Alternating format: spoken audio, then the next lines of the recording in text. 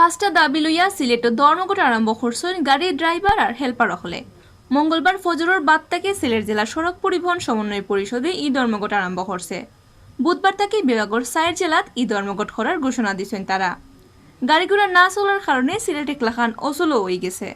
মঙ্গলবার ফজরের বাদ থেকে টাউন সহ সিলেটের নানান রাস্তাত লাঠি আত লইয়া শ্রমিকসকলে গাড়িগুড়া থামাইছেন।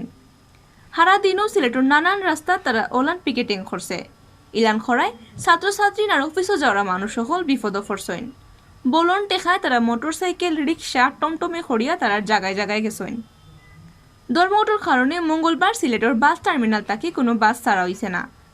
ইবাইদে এই হালতের মাঝে মঙ্গলবার হাইন্দার সময় সিলেট বিভাগীয় কমিশনারের অফিসও পরিবহন শ্রমিকসকলের লগে প্রশাসনের বৈঠক হওয়ার কথা। বৈঠকে বিভাগীয় কমিশনার ডক্টর মোহাম্মদ মুশারফ হোসেন সহ প্রশাসনের বড় বড় অফিসার হল উপস্থিত থাকবা।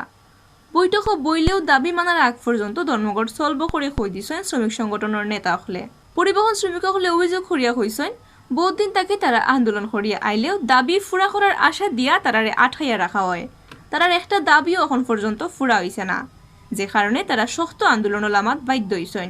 পরিবহন শ্রমিকসকলের দাবির মাঝে আছে সিলেট মেট্রোপলিটন পুলিশের কমিশনার আর ট্রাফিক উপকমিশনার হরানি, ট্রাফিক পুলিশের সাতানি আর রেকারের বেশি জরিমানা বন করা, সিলেটের শ্রম কোর্টের প্রতিনিধি নাজমুল আলম রুমনের বদলানি, হাইকোর্টের হুকুম মানিয়া ফাত্তর কোয়ারি খুলিয়া দেওয়া আর নয়া সিএনজি বেচা বন করা আর বেচা গাড়ি রেজিস্ট্রেশন দেওয়া।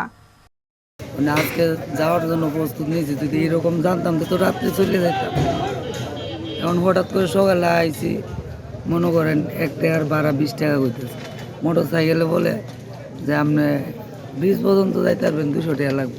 আমাদের এই যে মামলার হয়রানি এবং রেকার করা, আমাদের বিভিন্ন ক্ষেত্রে আমাদেরকে অবৈধভাবে ওরা মামলা দেয়, হয়রানি করে। আমরা এটা থেকে বাঁচার জন্যে ওদের কাছে আমরা নোটিশ পাঠাইছি, ওরা আমাদের নোটিশ গ্রহণ করে নাই। না করার পরে আমরা এই জিনিসগুলা করতে আমরা বাধ্য হয়েছি, কর্মবিরতি করতে আমরা পালন করতেছি।